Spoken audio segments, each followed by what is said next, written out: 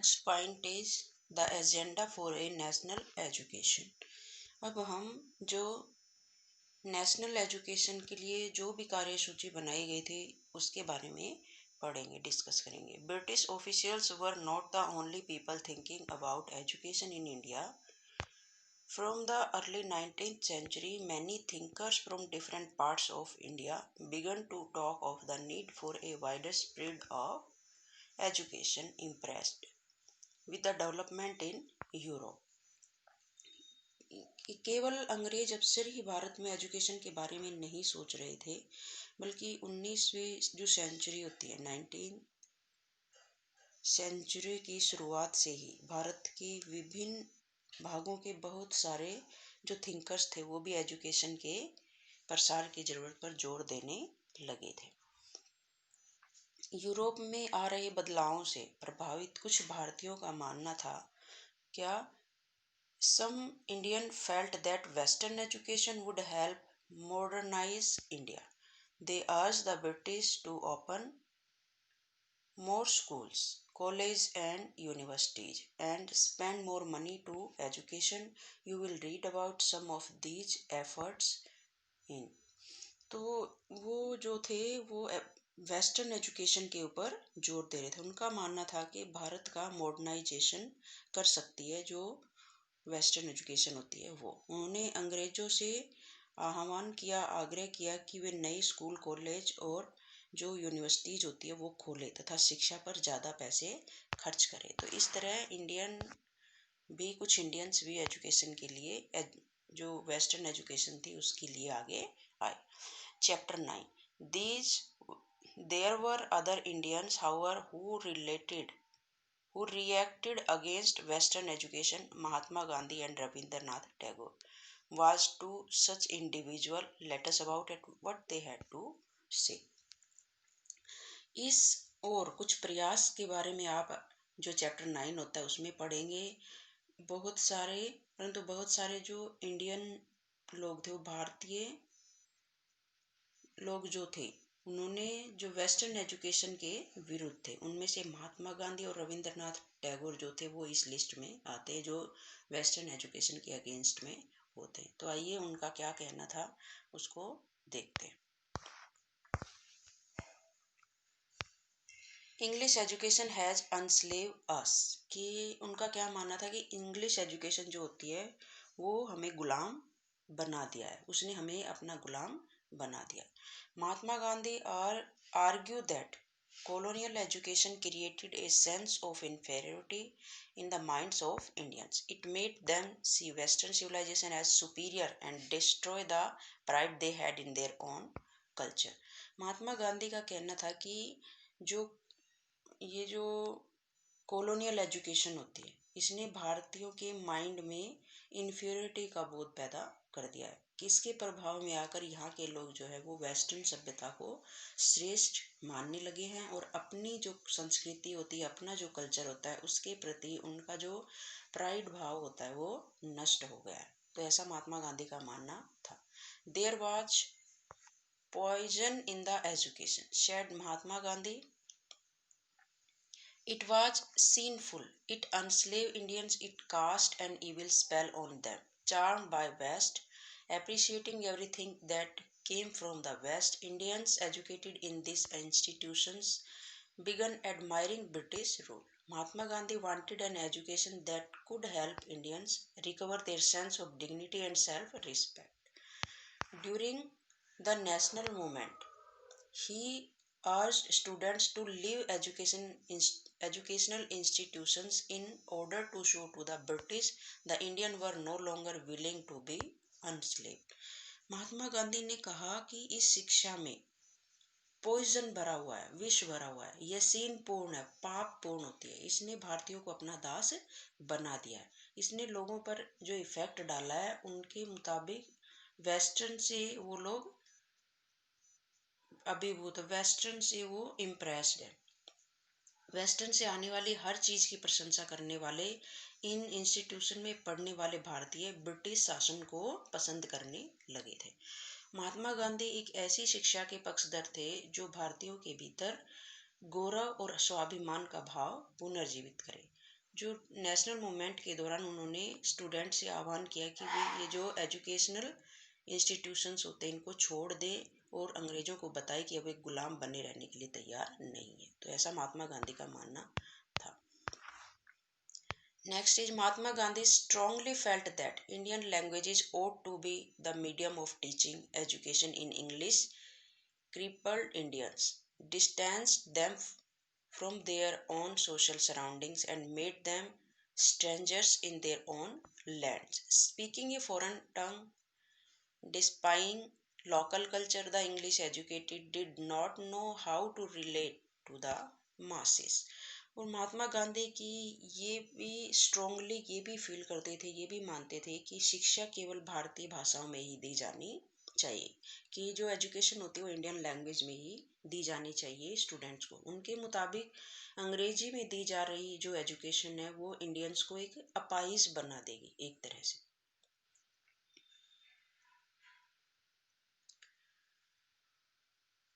उसने उन्हें अपने सामाजिक परिवेश से काट दिया है। जो आपकी वेस्टर्न लैंग्वेज होती है इसने इंडियंस को अपने ही परिवेश से काट दिया और उन्हें अपनी ही भूमि पर अजनबी बना दिया है। उनकी राय में जो विदेशी भाषा बोलने वाले, जो स्थानीय संस्कृति से घृणा करने वाले अंग्रेजी शिक्षित भारतीय अपने जनता से जुड़ने के तौर तरीके भूल चुके थे। तो ये हमें आज भी देखने को मिलती है कि जो इंग्लिश ज़्यादा जानता है वो जो गांव के लोग होते हैं उनको थोड़ा सा अलग दृष्टिकोण से देखते हैं। Western education, Mahatma Gandhi said, focus on reading and writing rather than oral knowledge. It valued textbooks rather than lived experience and practical knowledge. Mahatma Gandhi का कहना था कि जो वेस्टर्न एजुकेशन होती है उसको मतलब मौखिक की बजाय मौखिक ज्ञान के बजाय केवल पढ़ने और लिखने पर केंद्रित है। उन्होंने वेस्टर्न एजुकेशन को बोला है कि ये केवल ओरल ज्ञान होता है, न केवल ये केवल पढ़ने और लिखने पर ध्यान केंद्रित करती है। He argued that education ought to develop a person's mind and soul. Literacy or simply learning to read and write but itself did not count as education.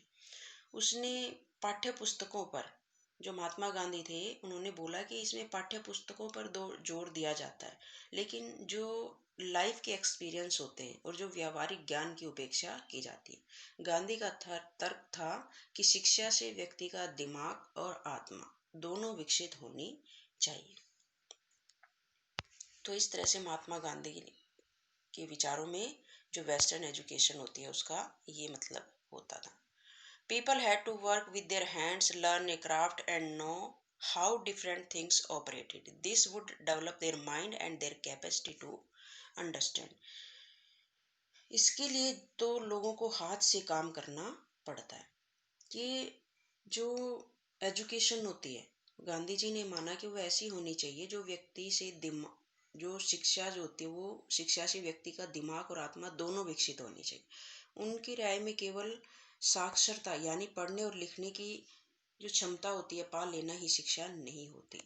इसके लिए तो लोगों को हाथ से काम करना पड़ता है, हुनर सीखने पड़ते हैं और यह जानना पड़ता है कि विभिन्न चीज़ें किस तरह काम करती हैं। इससे उनका मस्तिष्क और समझने की क्षमता दोनों विकसित होंगे। तो इस तरह से जो महात्मा गांधी होते हैं वो वेस्टर्न एजुकेशन के विपक्ष में थे। यहाँ पर कुछ लाइनें होती है जो महात्मा गांधी ने लिखी है। Literacy in itself is not education, कि साक्षरता ही शिक्षा नहीं है। तो ये महात्मा गांधी ने लिखी अपनी लाइनें, अपने व्यूज में उन्होंने एजुकेशन को डिस्क्राइब किया है। By education I mean an all round drawing out of the best in child and man body mind and spirit. Literacy is not the end of education nor even the beginning. It's only one of the means whereby men and women can be educated. Literacy in itself is not education. उन्होंने बोला है कि शिक्षा से मेरा मतलब इस बात से कि बालक और मनुष्य की जो बॉडी होती है, माइंड होती है और जो भावनाएं होती है कि श्रेष्ठ से श्रेष्ठ चीज़ों को सामने लाया जाए एजुकेशन से। एजुकेशन न तो शिक्षा का अंत है और न ही इसकी शुरुआत है। यह तो केवल एक साधन है इस जिसके जरिए पुरुष और महिलाओं को शिक्षा दी जा सकती है। साक्षरता अपने आप में शिक्षा नहीं होती है। मैं बच्चों को शिक्षित करते हुए सबसे पहले उन्हें कोई उपयोगी जो हैंड क्राफ्ट्स होता है उनको सिखाऊंगा और उन्हें शुरू से ही कुछ रचने या पैदा करने के लिए तैयार करूंगा। तो ये उनका मानना था कि एजुकेशन जो होती है वो एक प्रोफेशनल बेस होना चाहिए कि जिस शिक्षा को हम पढ़ रहे हैं उससे हमें ऐसी चीज़ें सीखने को मिले जिससे कि हम अपना जो स्किल्स होती है उनको दिखाएं।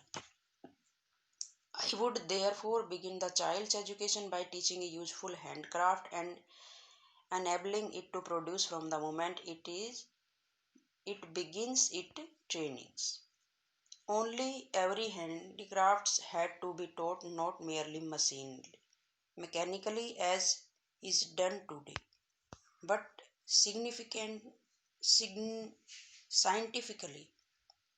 The child should know the why and the wherefore of every process. तो इस तरह से महात्मा गांधी ने शिक्षा को बताया है कि मेरा मानना है कि दिमाग और आत्मा का सबसे सर्वोच्च विकास इस तरह की शिक्षा में ही संभव है कि प्रत्येक हैंडीक्राफ्ट्स आज की तरह केवल जो मैकेनिकल ढंग से नहीं बल्कि साइंटिफिकली तरीके से पढ़ाया जाना चाहिए। यानी बच्चे को प्रत्येक प्रक्रिया के क्यों और किस लिए का पता होना चाहिए। तो इस तरह से उनकी नज़र में एजुकेशन ये होती थी। As nationalist sentiments spread other thinkers also began thinking of a system of national education which would be radically different from that set up by the British. जैसे जैसे जो नेशनलिस्ट सेंटिमेंट्स थे वो स्प्रेड हुए, कई दूसरे थिंकर्स भी ऐसी राष्ट्रीय शिक्षा प्रणाली के बारे में सोचने लगे जो अंग्रेजों द्वारा स्थापित की गई व्यवस्था से बिल्कुल अलग हो। Next point is Tagore's abroad of peace. अब जो महात्मा गांधी के साथ एक और थे रविंद्रनाथ टैगोर, वो भी वेस्टर्न एजुकेशन के अगेंस्ट में होते थे। उनकी नज़र में क्या था कि वो एक स्कूल की कल्पना करते थे जिनको उन्होंने शांति निकेतन का नाम दिया है। Many of you may have heard of Shanti Niketan. Do you know why it was established and by who? आप लोगों ने बहुत सारे दोस्तों ने शांति निकेतन के बारे में सुना होगा। क्या आप जानते हैं कि इसकी स्थापना किसने और क्यों की? Rabindranath Tagore started the institution in 1901. As a child, Tagore hated going to school. He found it suffocating and oppressive. The school appeared like a prison for the could never do what he felt like doing. So while other children listened to the teacher, Tagore's mind would wander away. जी रविंद्रनाथ टैगोर जो था उन्होंने ये जो institution होता है इसकी शुरुआत 1901 में शुरू की थी। टैगोर जब बच्चे थे तो स्कूल जाने से बहुत चिढ़ते थे। वहाँ पर उनका दम घुटता था। उन्हें स्कूल का जो माहौल था वो कैसा लगता था? दमनकारी लगता था। टैगोर को ऐसे लगता था मानो स्कूल कोई जेल हो, क्योंकि वहाँ बच्चे जो थे मन चाह कभी नहीं कर पाते थे। जब दूसरे बच्चे शिक्षक को सुन रहे होते थे टैगोर का दिमाग कहीं और भटक रहा होता था। The experience of his school days in Calcutta shaped Tagore's idea of education. On growing up, he wanted to set up a school where the child was happy, where she could be free and creative, where she was able to explore her own thoughts and desire.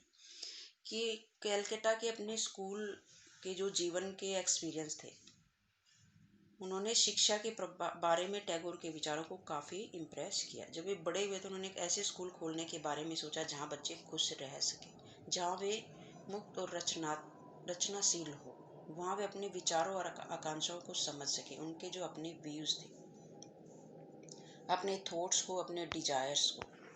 Tagore felt that childhood ought to be a time of self learning, कि ऐसी education होनी चाहिए जिससे बच्चा self learning कर सके। टैगोर को लगता था कि बचपन का जो समय होता है अपने आप सीखने का समय होना चाहिए। Outside the raised and restricting discipline of the schooling system set up by British, Tagore को लगता था कि अंग्रेजों द्वारा स्थापित की गई शिक्षा व्यवस्था के कड़े और बंधनकारी अनुशासन से मुक्त होना चाहिए. Teachers had to be imaginative, understand the child, and help the child develop her curiosity. According to Tagore, the existing schools killed the natural desire of the child to be creative, her sense of wonder. और टैगोर का क्या मानना था?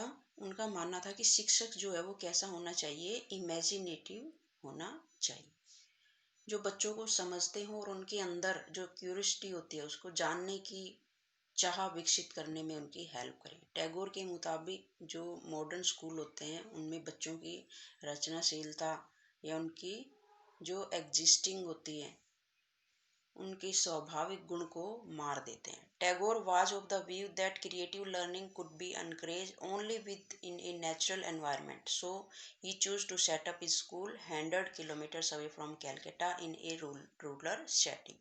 He saw it as an abode of peace, where living in harmony with nature, children could cultivate their natural creativity. Tagore का मानना था कि जो क्रिएटिव लर्निंग होती है वो केवल नेचुरल परिवेश जो होता है, नेचुरल एनवायरनमेंट होता है, उसी में ही उनको प्रोत्साहित किया जा सकता है ऐसी शिक्षा देने के लिए. इसलिए उन्होंने कैलकाटा से 100 किलोमीटर दूर एक जो ग्रामीण परिवेश होता है, जो एक विलेज टाइप की जो जगह होती है,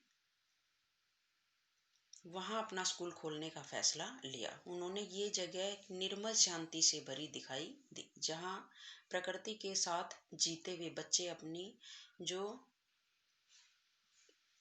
उनकी जो क्रिएटिविटी होती है, नेचुरल क्रिएटिविटी होती है, उसको और विकसित कर सकते थे. तो इस तरह से जो टैगोर के व्यूज होते थे वो इस तरह से होते थे, जो उन्होंने शांति निकेतन का निर्माण किया. In many sense, Tagore and Mahatma Gandhi thought about education in similar ways. There were, however, differences too. Gandhiji was highly critical of Western civilization and its worship of machines and technology. Tagore wanted to combine elements of modern Western civilization with what he saw as the best within Indian tradition. He emphasized the need to teach science and technology at Shantiniketan along with art, music, and dance. बहुत सारे मामलों में टैगोर और महात्मा गांधी जो थे शिक्षा के बारे में एक जैसी ही राय रखते थे, लेकिन दोनों के बीच फर्क भी था. गांधी जी वेस्टर्न सभ्यता और मशीनों की उपासना के कट्टर आलोचक थे, वो इसके फेवर में नहीं होते थे. और टैगोर जो थे वो मॉडर्न जो वेस्टर्न एजुकेशन होती है, वेस्टर्न सिविलाइजेशन होती है, भारतीय जो परंपरा होती है उसका मिश्रण चाहते थे, दोनों को मिक्स करना चाहते थे. उन्होंने शांति निकेतन में कला, संगीत और नृत्य के साथ साथ उन्होंने साइंस और टेक्नोलॉजी की शिक्षा पर भी जोर दिया. Many individual and thinkers were thus thinking about the way a national educational system could be fashioned. Some wanted changes within the system set up by the British and felt that the system could be extended so as to include wider sections of people. Others urged that alternative systems be created so that people were educated into a culture that was truly national. Who was to define what was truly national? The debate about what this national education ought to be continued till after independence. इस प्रकार बहुत सारे लोग जो थे इस बारे में सोचने लगे थे कि जो नेशनल एजुकेशन सिस्टम होता है उसकी रूपरेखा क्या होनी चाहिए. कुछ लोग अंग्रेजों के द्वारा सेटअप की गई जो व्यवस्था थी उसमें चेंज चाहते थे. उनका मानना था कि इस व्यवस्था में को इस तरह से फैलाया जाए कि उसमें ज़्यादा से ज़्यादा लोगों को पढ़ने के मौके मिले. इसके विपरीत बहुत सारे लोग ऐसे भी थे जो एक वैकल्पिक व्यवस्था चाहते थे, अल्टरनेट सिस्टम चाहते थे, ताकि लोगों को सच्चे अर्थों में जो राष्ट्रीय संस्कृति की शिक्षा दी जा सके. कौन तय करे कि सच्चे अर्थों में राष्ट्रीय शिक्षा जो होती है वो क्या होती है?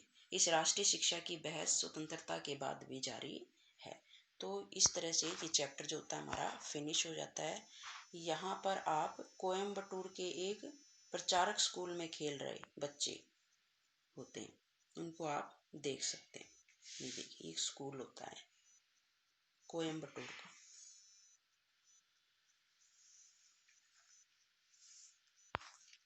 तो इस तरह से हमारा जो चैप्टर होता है वो ख़त्म हो जाता है।